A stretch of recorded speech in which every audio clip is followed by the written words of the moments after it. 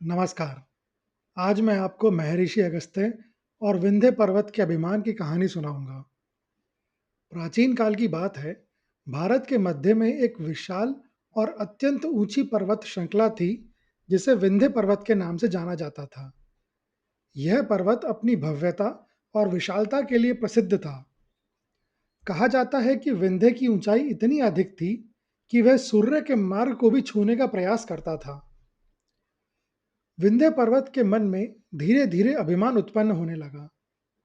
वह स्वयं को सभी पर्वतों में श्रेष्ठ समझने लगा और विशेष रूप से मेरू पर्वत से ईर्ष्या करने लगा। मेरू पर्वत को पौराणिक रूप से ब्रह्मांड का केंद्र और देवताओं का निवास स्थान माना जाता है।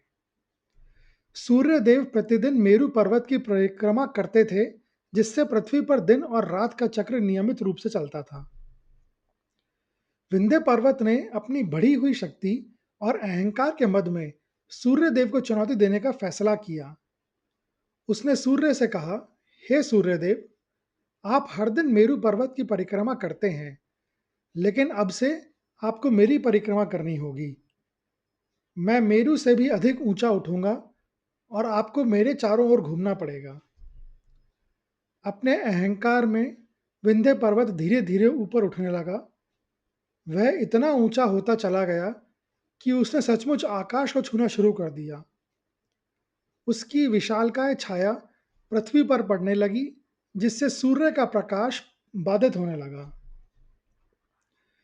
विंध्य पर्वत के इस अस्वाभाविक रूप से ऊपर उठने से पृथ्वी पर भयानक असंतुलन पैदा हो गया। सूर्यदेव का नियमित मार्ग बाधित हो गया। इससे दिन और रात का चक्र पूरी तरह से अव्यवस्थित हो गया। उत्तर दिशा में, जहां विंध्य पर्वत सबसे ऊंचा था, वहां सूर्य का प्रकाश मुश्किल से पहुंचता था। पूरा इलाका अंधकारमय और ठंडा होने लगा। इसके विपरीत दक्षिण दिशा में, जहां सूर्य की किरणें सीधी पड़ रही थी और पर्वत की छाया नहीं थी, वहां असहनीय गर्मी पड़ने लगी। फसलों का चक्र गड़बड़ा गया। जीव जंतुओं और मनुष्यों को भारी कष्ट होने लगा। पृथ्वी पर एक भयानक संकट उत्पन्न हो गया। देवतागण, ऋषि मुनि और अन्य प्राणी इस स्थिति से अत्यंत चिंतित हो गए। उन्होंने विंध्य पर्वत से विनती की कि वह अपने अहंकार को छोड़ें और नीचे आ जाएं, लेकिन विंध्य पर्वत अपने मद में किसी की नहीं सुनता था। वह अपनी बात पर अड़ा रहा और लगातार ऊंचा उठता रहा।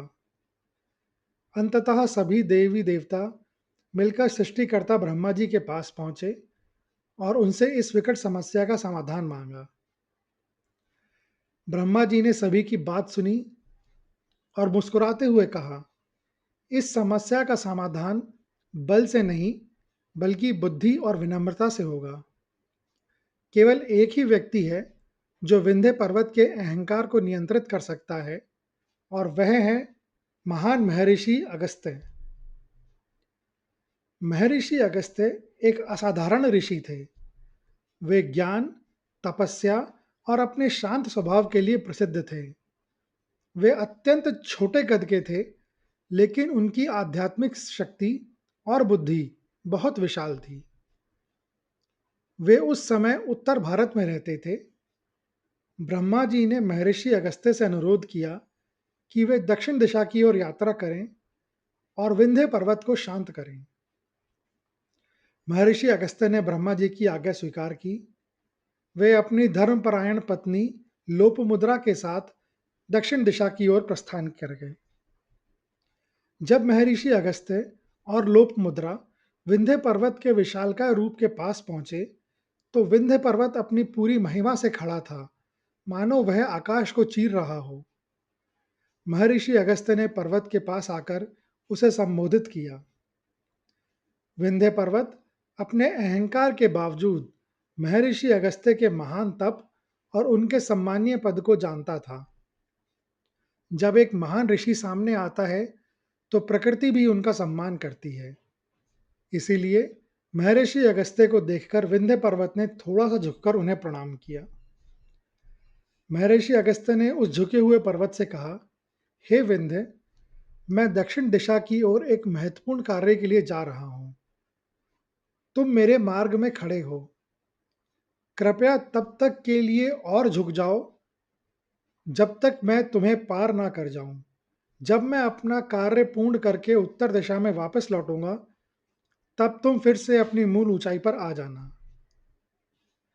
विंध्य पर्वत ने महर्षि अगस्त्य की बात मान ली। उसने अपनी ऊंचाई कम कर दी और इतना झुक गया कि महर्षि अगस्त्य और उनकी पत्नी आसानी से उसके ऊपर से गुजर गए और दक्षिण की ओर अपनी यात्रा जारी रखी।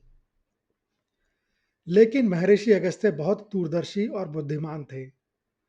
वे जानते थे कि विंध्य पर्वत का अहंकार फिर जागृत हो सकता है और वह पुनः ऊपर उठ सकता है। इसलिए दक्षिण दिशा में पहुंचने के बाद महर्षि अगस्त्य वहीं रुक गए। उन्होंने दक्षिण भारत में ही अपना आश्रम स्थापित किया और वहीं अपनी तपस्या और ज्ञान का प्रसार करने लगे। उन्होंने कभी भी उत्तर दिशा की ओर वापस यात्रा नहीं की। परिणाम स्वरूप विंध्य पर्वत अपने वचन का पालन करते हुए हमेशा के लिए झुका रहा। वह महर्षि अगस्त्य के लौटने की प्रतीक्षा करता रहा, लेकिन ऋषि कभी वापस नहीं लौटे। विंध्य पर्वत ने अपनी गरिमा बनाए रखने के लिए अपने वचन का पालन किया, लेकिन इस प्रक्रिया में उसका अहंकार हमेशा के लिए शांत हो गया। इस प्रकार महर्षि अगस्त्य ने अपनी विनम्रता, बुद्धि और एक सरल चाल से उस समस्या का समाधान कर दिया जिसे कोई भी बल से नहीं कर पा रहा था।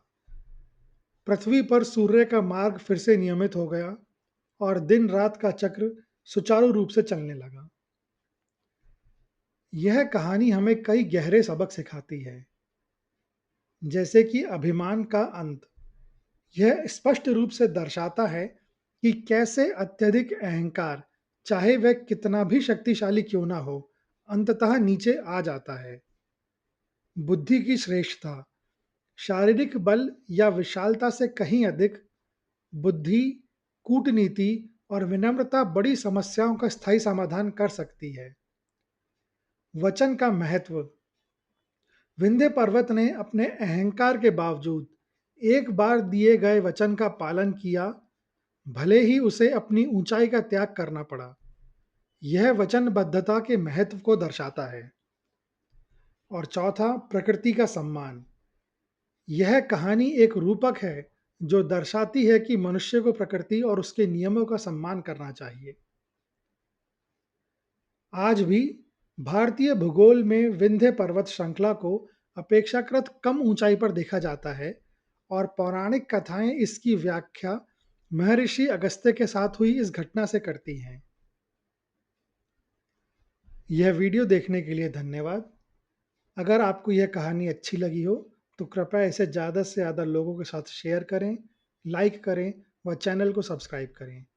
कमेंट्स बॉक्स में लिखें, ब्रह्मदेव की जय।